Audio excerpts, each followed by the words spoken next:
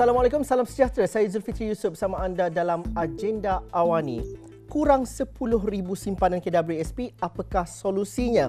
Ini perbincangan kami pada malam ini. Ini bertitik tolak daripada pengumuman KWSP pada 11 siang tadi, di mana kadar dividen 6.1%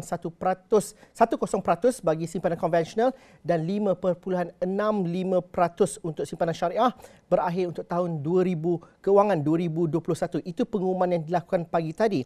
Tetapi dalam pengumuman itu juga turut mendapat perhatian dan juga perlu diberikan fokus ialah mengenai bagaimana sebenarnya simpanan kepada mereka tabungan untuk hari tua contohnya. Kerana dalam aspek ini, dalam pengumuman sebentar tadi juga ada memaklumkan bahawa 2.6 juta pencarum KWSP mempunyai simpanan RM1,000 ke bawah setakat Disember lepas, iaitu meningkat 86% berbanding tempoh sebelum COVID-19. Manakala kira-kira separuh daripada pencarum bawah usia 55 tahun mempunyai simpanan kurang RM10,000. Ini bermaksud mereka hanya mempunyai RM42 sebulan untuk tempoh 20 tahun persaraan. Bagaimana kita melihat masa hadapan dengan simpanan sebanyak ini?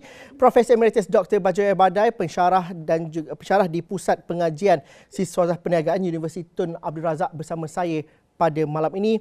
Prof, apakah maksudnya dengan pengumuman yang dilakukan 11 siang tadi dan juga jumlah mereka yang mempunyai simpanan kurang RM10,000 ini? Bagaimana dan juga apakah yang kita perlu faham daripada pengumuman ini? Ya, Bismillahirrahmanirrahim. Pertama kali ini kita nak mengucapkan syabas kepada KWSP kerana mengumumkan dividen 6.1%. Ini merupakan pencapaian yang besar berbanding dengan institusi-institusi pelaburan lain di Malaysia. Isu yang penting dilihat ialah bagaimana kita nak menangani lebih dari 6.1 juta penyimpan ataupun pencarum yang mempunyai simpanan kurang daripada RM10,000. Dan sebenarnya ada lebih 50% daripada penyimpan yang mempunyai baki hanya RM50,000. Dan ada sebenarnya 3.1 juta yang mempunyai baki kurang daripada RM1,000. Bagaimana kita nak mengambil kira mereka? Mereka ini tentulah tidak akan mencapai matlamat. Sekarang KWSP telah menurunkan matlamat. Kalau boleh, semua orang akan bersara dengan RM240,000 masa umur 55 tahun. Dan mereka menganggarkan RM240,000 ini cukup untuk menangani hidup. Mereka menganggarkan umur purata 75 tahun. Jadi satu bulan RM1,000 selepas bersara. Pertamanya, bolehkah kita hidup dengan RM1,000 sebulan kalau yang kita mencapai matlamat? Tapi tentunya yang pasti yang 6.1 juta ini tidak akan mencapai matlamat RM240,000 kecuali kita melakukan sesuatu untuk menolong mereka. Apa yang perlu dilakukan? Sesuatu itu apa maksudnya? Apa yang boleh dilakukan untuk menolong mereka itu, Prof? Okey. Saya memikirkan bahawa kita perlu melakukan satu inisiatif yang drastik dan mengelaskan kumpulan yang kurang simpanannya ini kepada beberapa kumpulan mengikut umur, bergantung kepada berapa lama lagi mereka ada untuk mencarum sehingga umur 60 tahun. Ada yang 10 tahun, ada 15 tahun, 20 tahun, 25 tahun misalnya. Dan berasas pada itu kita boleh simulate ke belakang berapa banyak mereka perlukan untuk mencapai matlamat katalah RM240,000. Kepada saya sebenarnya semua orang patut mempunyai matlamat RM1 juta sebab RM1 juta itu boleh dicapai kalau mereka mula pada umur 20 atau 25 tahun dengan gaji RM2,000. Pada umur 60 mereka akan mempunyai 1 juta kalau mereka tidak mengusik. Tapi katalah ya sekarang kita ambil RM240,000, jadi kita tentukan kumpulan itu dan kemudian kita tentukan berapa keperluan mereka dan kerajaan boleh melakukan inisiatif dengan meminjamkan mereka modal. Bagaimana mereka kita meminjamkan modal? Misalnya kalau mereka ada 20 tahun lagi, dia memerlukan 100,000.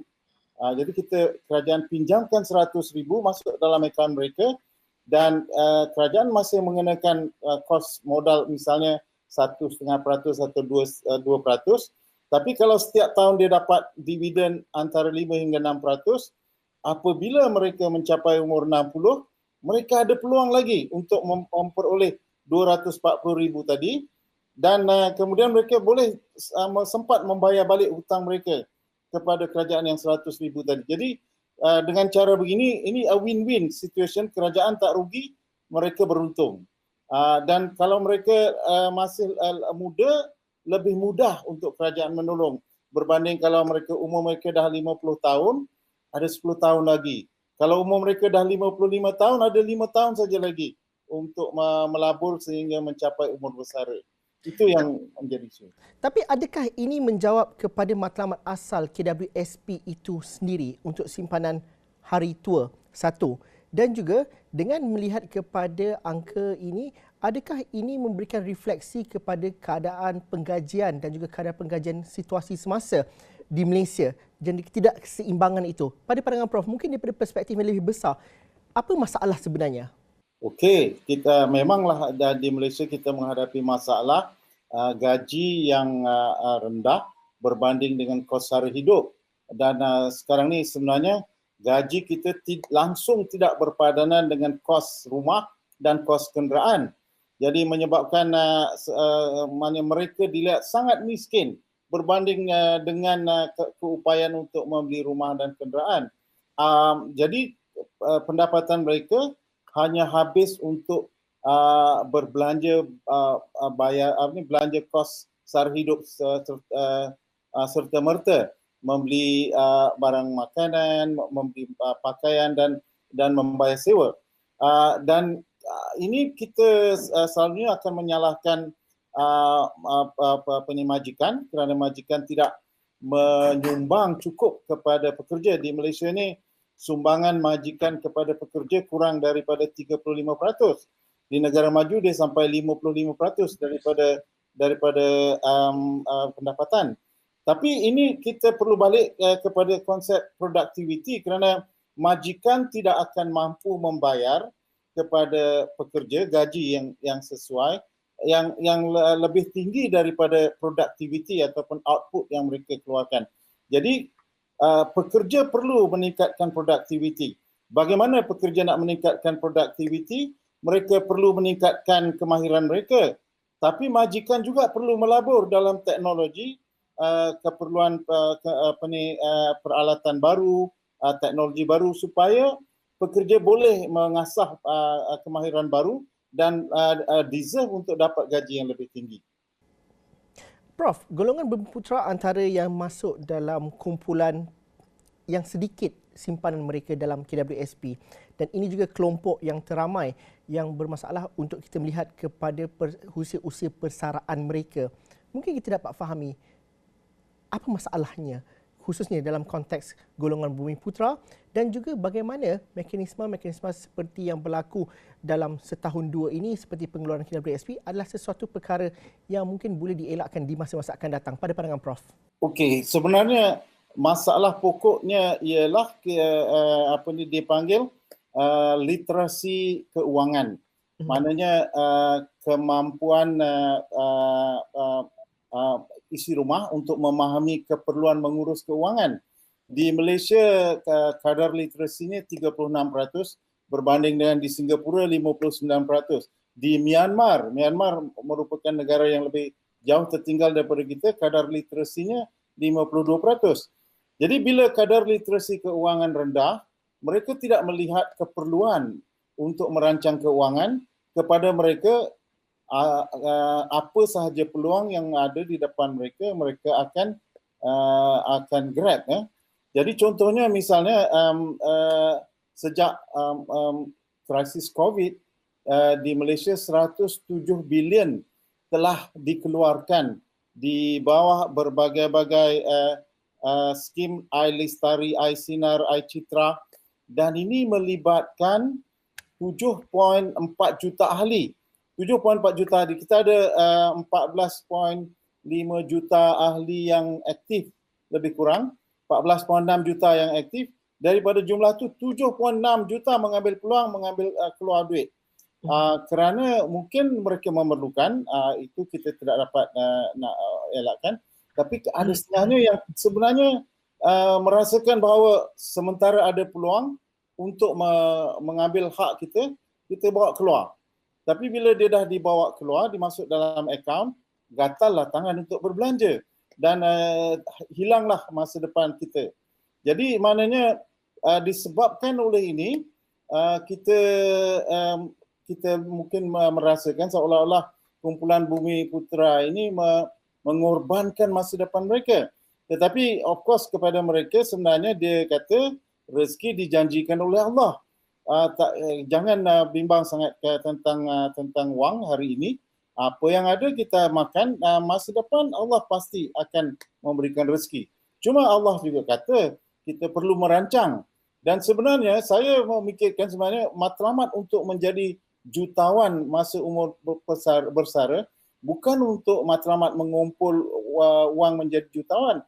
Menjadi jutawan itu hanyalah min ataupun perantara. Matlamatnya kita nak melabur untuk hari akhirat, membawa pelaburan itu ke alam yang seterusnya. Tapi kalau kita tidak ada apa yang nak dibawa ke alam seterusnya, mungkin kita jadi handicap. Prof, bagaimana kita memahami ramai yang tidak menyedari bahawa tempoh persaraan itu kadang-kala mungkin satu jangka masa panjang, tetapi persediaan selepas persaraan itu juga mengambil tempoh masa yang juga begitu panjang, 10 tahun, 20 tahun. Malah daripada jangka hayat di Malaysia juga semakin baik dan juga bertambah baik dari tahun ke tahun. Tetapi daripada segi realiti sebenar masyarakat Malaysia khususnya merancang kepada usia persaraan itu mungkin tidak diterjemahkan dengan baik daripada segi bentuk perancangan keuangan. Adakah daripada segi polisi, contohnya di peringkat kerajaan, pembuatan polisi, kita sudah lengkap dan juga melihat kepada usia persaraan itu dalam struktur yang terurus ataupun yang lebih holistik? Di mana kita pada hari ini?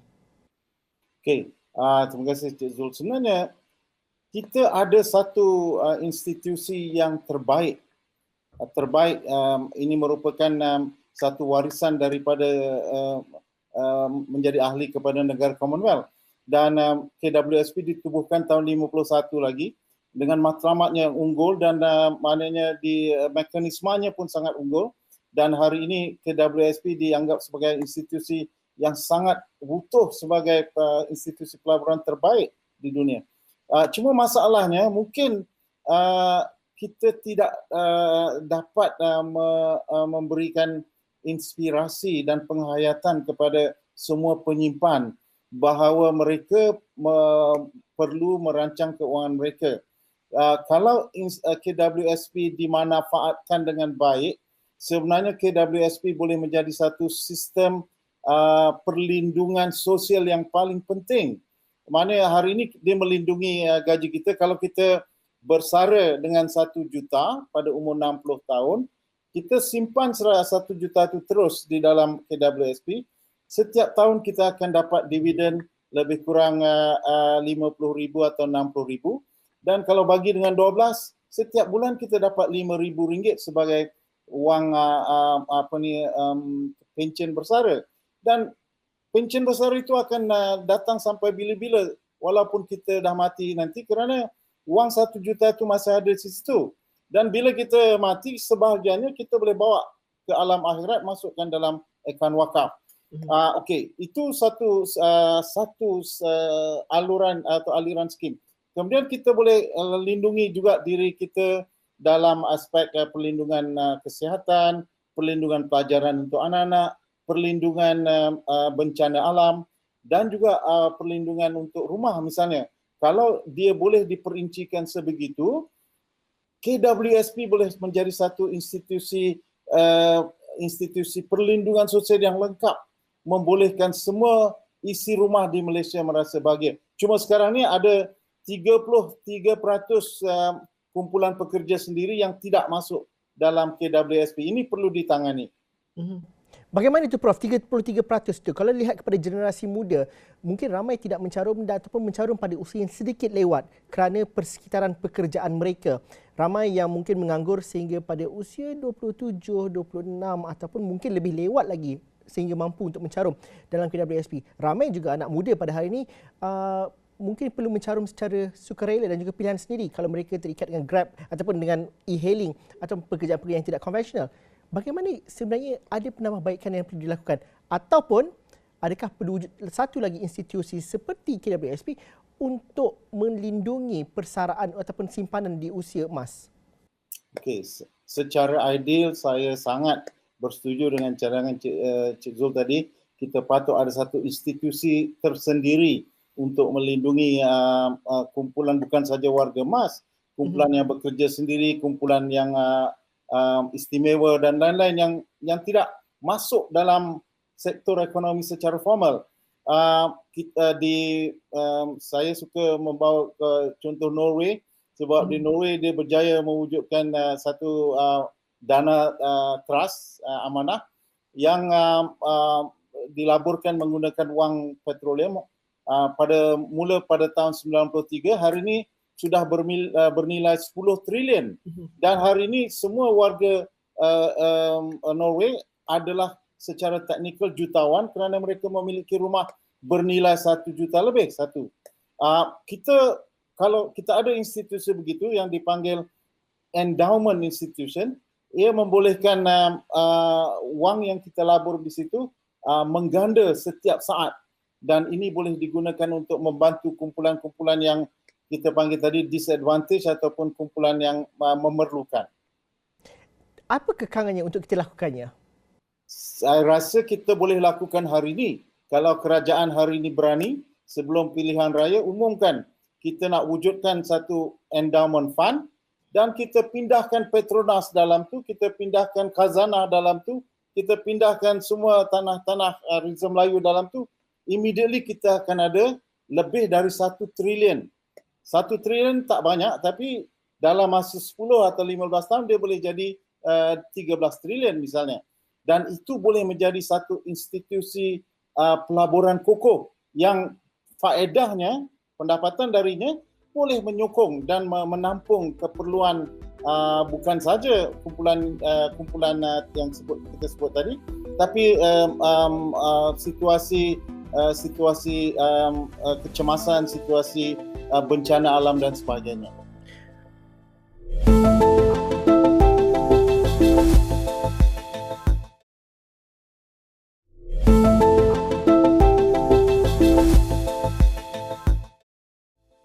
Prof, dalam masa yang sama kita perlu berdepan dan juga mengakui realiti sebenar masyarakat dan juga rakyat Malaysia secara keseluruhannya, bermula daripada kelompok usia yang muda, kelompok usia pertengahan sehinggalah mereka yang mahu mencapai usia persaraan.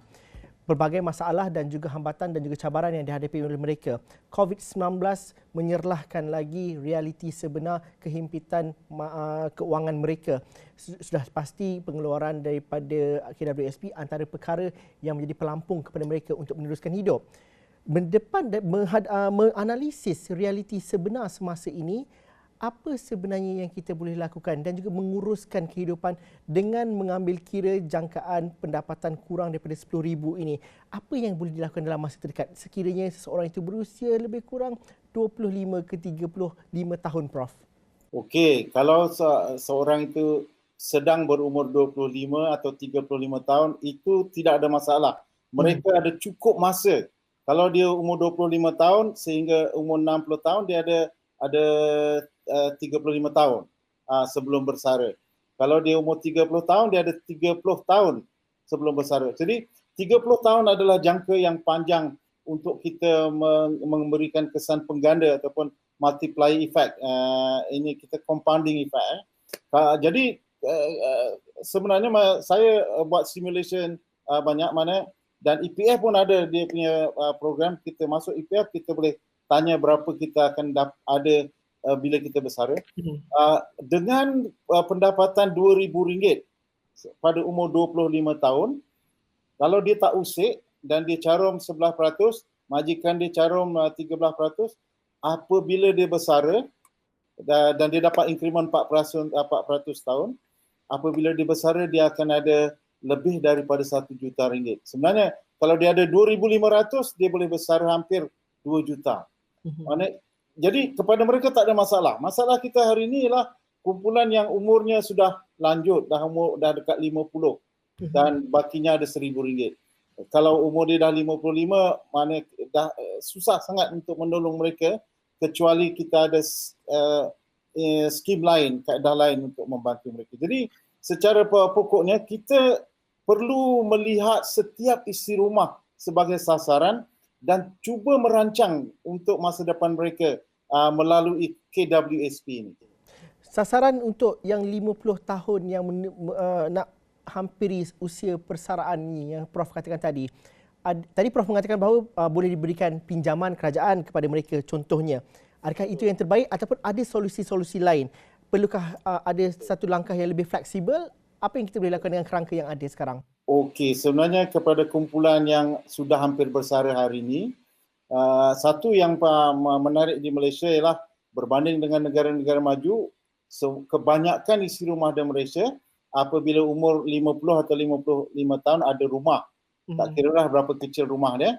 Tapi hari ini rumah satu tingkat di Taman Tun Dr. Ismail pun bernilai lebih daripada 1 juta. Cuma apa yang dia boleh buat dengan rumah tu, sebab rumah tu dia tinggal, dia perlu duduk di rumah tu. Jadi sebenarnya boleh. Kita boleh menggunakan konsep yang dipanggil reverse mortgage ataupun mortgage terbalik. Maksudnya rumah tu dah habis bayar, dia pergi kepada bank dan dia mortgage balik kepada bank dan seolah-olah seperti dia jual kepada bank pada satu nilai 80% misalnya daripada nilai rumah tu. Jadi dia akan dapat tunai 80% daripada rumah tu. Dan tiap-tiap bulan dia akan bayar balik sewa kepada bank untuk menebus balik rumah itu. Sempat tak sempat itu belakang kira lah, ni anak dia pun ada. Tapi dia ada tunai dan tunai itu kalau dilaburkan dalam KWSP misalnya, memberikan pulangan 5 atau 6%, itu cukup untuk menampung hidup mereka. Jadi mereka tidaklah terpaksa struggle tiap-tiap hari mencari bagaimana nak dapat wang tunai cukup untuk menampung keluarga. Prof, kalau kita melihat kepada prestasi KWSP itu sendiri, kalau saya berganjak lebih awal sedikit dengan pengumuman dividen sebanyak yang kita katakan boleh dikatakan pengumuman dividen yang lebih baik berbanding zaman sebelum pandemik, bagaimana kita menilai perkara ini? Ianya adalah satu perkara yang perlu diberikan kredit kepada KWSP juga. Pastinya. Sebenarnya KWSP mempunyai rekod yang sangat gemilang dalam pencapaian dalam pengurusan pelaburan. Tahun pertama dia mula, dia bayar dividen 2.5%.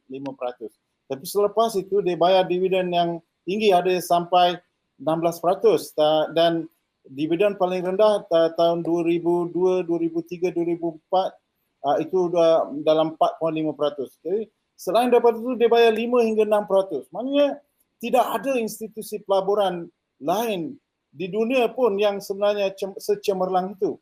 Dan kita perlu menggunakan KWSP ini sebagai apa yang dipanggil conduit, sebagai instrumen untuk menggandakan, untuk mengcompound apa-apa pelaburan kita. Dan secara yang pentingnya, kumpulan yang tidak bekerja, sama ada dia bekerja sendiri, dia peniaga kecil, peniaga makro, perlu memanfaatkan KWSP. Dan mungkin kerajaan boleh memberi insentif dengan membuat caruman apa yang di matching grant untuk caruman suri rumah ataupun peniaga-peniaga kecil misalnya. Prof, mungkin soalan terakhir saya pada kali ini, bagaimana kita melihat pada akhirnya nanti, mampukah kita ada jalan keluar kepada kemiskinan ataupun kedaifan di usia emas ini kalau kita mengambil kira kepada simpanan kurang RM10,000 dan juga kita mengambil kira kepada masalah dan juga faktor-faktor persekitaran ekonomi pada hari ini. Adakah ini terlampau sukar untuk kita rangka satu jalan solusi yang sebaiknya pada ketika ini? Okey, sebenarnya masalah kita ni masalah ekonomi sejagat di Malaysia. 50% kumpulan pekerja di Malaysia mempunyai pendapatan kurang daripada RM2,090. 50%. Kadar kemiskinan kita ialah RM2,208. Jadi maknanya kalau secara teknikal kita kata sebenarnya lebih 50% isi rumah kita miskin. Jadi macam mana kita nak mengatasinya? Mengapa ini berlaku? Ialah kerana kita sekarang ni masuk jerat kelas menengah. Mana kita dalam kelas menengah. Mana sebab kita nak masuk menjadi negara maju. Tetapi kelas menengah rendah dan kos sara hidup kita meningkat sehingga gaji kita tidak dapat menampung mana kos sara hidup, menyebabkan isi rumah tidak sempat memikirkan pun bagaimana nak menyimpan sedikit untuk masa depan. Mereka berbelanja habis macam dia tengah berenang dan tengah tenggelam, apa-apa yang ada dia capai, dia akan capai dan dia bergantung kepada itu. Ya. Dan masih ada lagi jalan keluar untuk kita uruskannya, Prof? InsyaAllah, pastinya ada. Kita perlu dan kita sebenarnya kita sedang berhijrah ke industri revolusi 4.0 dan ini merupakan satu peluang kepada kita semua. Peluang kepada kita semua untuk berhijrah, dan apabila kita berhijrah secara tidak langsung kita akan meningkatkan kemahiran kita dan ini akan meningkatkan produktiviti kita dan ini akan meningkatkan pendapatan kita. Dan bila pendapatan kita meningkat, harap-harap kos sara hidup kita tidaklah meningkat sama tinggi sehingga kita mampu untuk menyimpan sedikit daripada pendapatan kita. Terima kasih Profesor Emeritus Dr. Bajaya Vaidat kerana berbincang bersama dengan kami pada malam ini. Kurang pendapatan ataupun kurang 10,000 simpanan dalam KWSP, itu menjadi fokus kami pada malam ini. Anda mungkin ada cerita anda sendiri, teruskan bersama kami di platform digital kami astronomani.com dan juga platform media sosial kami di seluruh platform media sosial yang ada. Sekian saja agenda Awani untuk malam ini. Assalamualaikum dan salam sejahtera. Kita jumpa lagi.